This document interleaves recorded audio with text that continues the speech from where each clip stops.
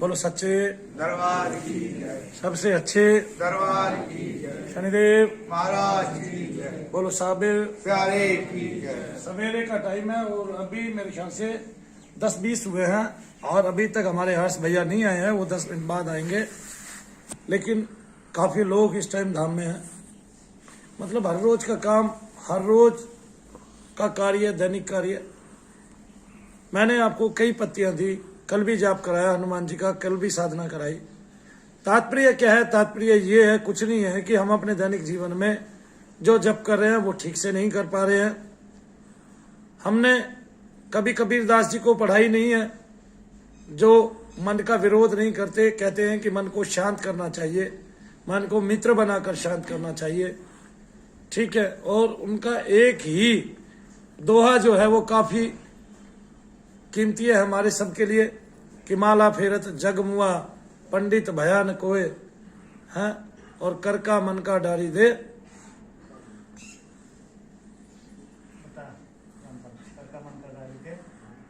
मन का फेर।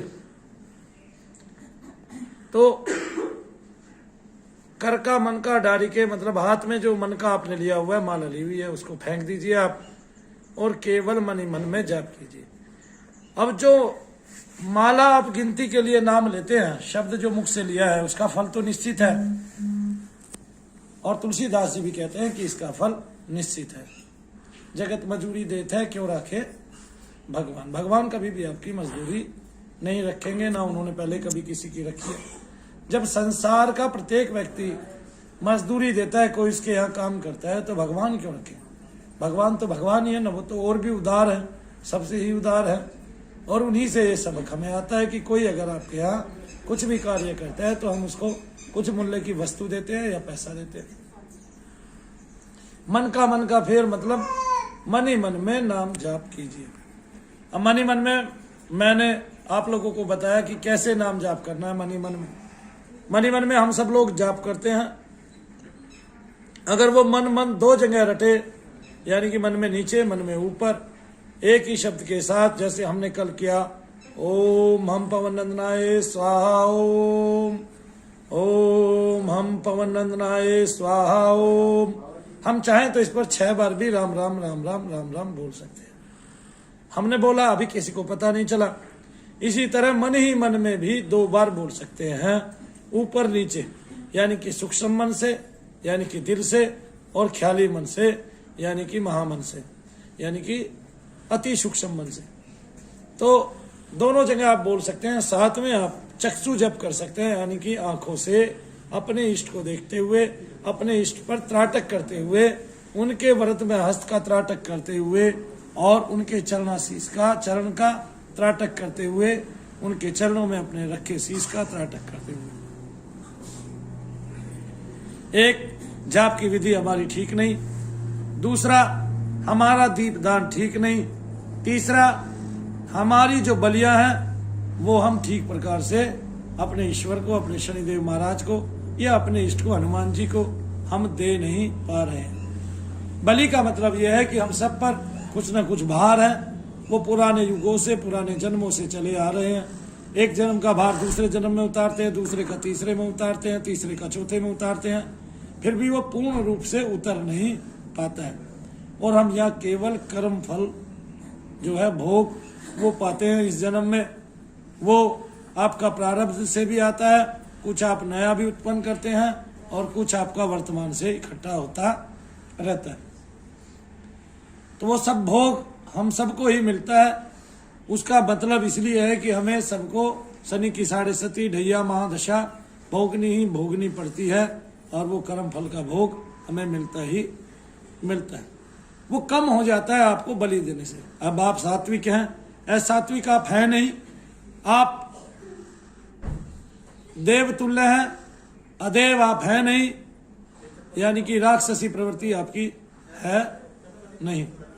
राक्षसी प्रवृत्ति का मतलब ये है कि बहुत सारे लोग भगवान को भोग में, क्षेत्रीय देवताओं को भोग में बलियां चढ़ाते हैं अनेक प्रकार की। कभी मुर्गा चढ़ाते हैं, कभी दारू चढ़ाते हैं, और जो वैष्णव में आता है, बुरी आदतों में आता है, वही चीजें, कभी मांस भक्षण कराते हैं, कभी अपने शरीर का रक्त चढ़ाते हैं, रक्त रंजित कर देते हैं अपने आप को भी, और वो चीजें जो है वो मलिन देवता आपकी बलि, वो देवता आपकी बलि लेकर आपको उसको फल देना पड़ता है, और वो बड़ी तीव्र क्रिया होती है। उसका परिणाम हम भोगते हैं किसके रूप में? उसका परिणाम हम भोगते हैं तपन के रूप में, उसका परिणाम हम भोगते हैं अपने ऊपर की गई क्रिया के रूप में, भूत प्रेत के रूप में, और अनंत प्रकार की गणंत आदि के रूप में हम उसका परिणाम भोगते हैं। उसके परिणाम से बचने के लिए बलि एक साधन है, और कितनी बलि किसकी चाहिए ये देवता को पता है, और शनि धाम में देव के अनुकूल ही वो बलि निर्धारित की गई है। हालांकि वो बलि कम होती आती रहती है देवता के अनुरूप ही। और बलि से पाप कैसे जाते हैं कि जैसे मंदिर बन रहा है, मंदिर की जमीन का पैसा बाकी है वो, हालांकि मंदिर की जमीन के पैसे का सब्ज भाग दिखाकर कि आपकी मंदिर की जमीन का पैसा जल्द इकट्ठा कर देंगे गुरुजी, लोगों ने हमें कई प्रकार से ठगा भी है। फिर भी ये शनि धाम है, शनि महाराज की महिमा अत्यधिक है, कमी आने वाली नहीं है।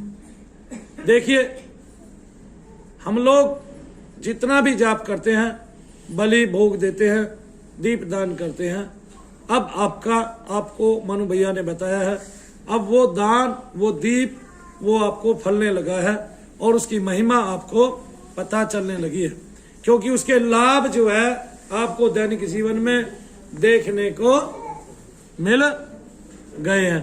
देखने को मिले हैं कि नहीं मिले? मिले और 100% मिले हैं। यहाँ तक कि जो साधनाएं हम करा रहे हैं उसके भी लाभ मिले हैं आपको, उसकी भी वाइब्रेशंस, उसका भी शक्ति तत्व हासिल हुआ है, प्राप्त हुआ है, करुणा हुई है। और इतनी करुणा होने के बाद जो है आप लोगों को सचेत हो जाना चाहिए। इसका मतलब जो आप बलि भोग दे रहे थे वो पहुंच नहीं रहा था, इसका मतलब जो आप साधन कर रहे थे वो देवता को मिल नहीं रहा, इसका मतलब जब आप जप करते हैं तो वो देवता को प्राप्त नहीं होता है, वो बाह्य वायु में ही विलीन हो जाता है। और वो विलीन होने के साथ इस वायु में, कुपित वायु है ये, इसमें इतना मलिन तत्व होता है कि वो आपकी मंत्र शक्ति को भी मलिन कर देता है। इसी प्रकार से जैसे देवी देवताओं को भी गलत भोग देकर मलिन कर दिया जाता है। हालांकि वो देवता है, चाहे वो क्षेत्रीय हो और चाहे वो कैसे भी देवता हो, तो वो अपना एक तत्व छोड़ देते हैं, वो तत्व मलिन होकर पड़ा रह जाता है। बाद में अनन्य भक्तों के द्वारा उस तत्व को शुद्ध किया जाता है, विशुद्ध किया जाता है जप करके, और अपने जप की प्रधानता दिखा के। इससे देवताओं का वह व्यक्ति प्रिय हो जाता है, और जो लोक कल्याण करता है वो तो हमेशा देवताओं का प्रिय ही रहता है। तो आप लोगों ने बलि की, धूप दीप की, और इसके अलावा जप की जो महिमा 3 प्रकार से मैंने बताई है वो आप कीजिए। आप देखिए आपके जीवन में सात्विकता आएगी, आपके कष्ट जाएंगे, और जो ये मरण तुल्य कष्ट हैं जिनकी सीमाएं कहीं तक भी खत्म नहीं होती है, वो भी आपके किसी के धीमी गति से जा रहे हैं, किसी के तीव्र गति से जा रहे हैं, किसी को टाइम लग रहा है, समय लग रहा है। लेकिन मैं ये मानता हूँ जिनको मनु भैया के धाम में समय लगता है, हमने देख लिया है, वो पूरे जगत में ये ना सोचे कहीं भी उनको ठोर मिल जाएगी। क्यों? क्योंकि आपके शरीर में जो तत्व घुसा था, जो मलिन वायु, कुपित वायु आपके शरीर में संचरण किया जिस वायु ने, वो आपके शरीर में आपकी सत्ता के साथ अपनी सत्ता को व्यक्त करने लगती है, और बाद में आपके पूरे शरीर पर अपना कब्जा जमाकर शरीर का संचालन आपके का करती है। तो इस तरह से हमने आपको ये बात बताई, बहुत ही सुगम भी है और बहुत ही गूढ़ भी है। तो मन में जाप करें, और किसी माला की आवश्यकता इसलिए नहीं पड़ेगी क्योंकि जब आप ओम नमः शिवाय ओम बोलते हैं, ऊपर राम राम राम राम बोलते हैं, तो वही आपकी गिनती के रूप में, जैसे आप नीचे गिनती गिनते हैं और मन का गिनते हैं, वहां आपका मन लग जाता है। और इस तरह से एक नया विचार मन में नहीं आता, कोई अन्य जप करते हुए, पूजा करते हुए कुपित विचार मन में नहीं आता, और आप धीरे धीरे धीरे धीरे जप करते करते लगातार विचार शून्य हो जाते हैं, और आपकी हस्ती ही बदल जाती है। आप पर अनंत प्रकार की करुणा और कृपा देवता की हो जाती है। तो बोलो सच्चे दरबार की जय, सबसे अच्छे दरबार की जय, शनिदेव महाराज की जय। जय।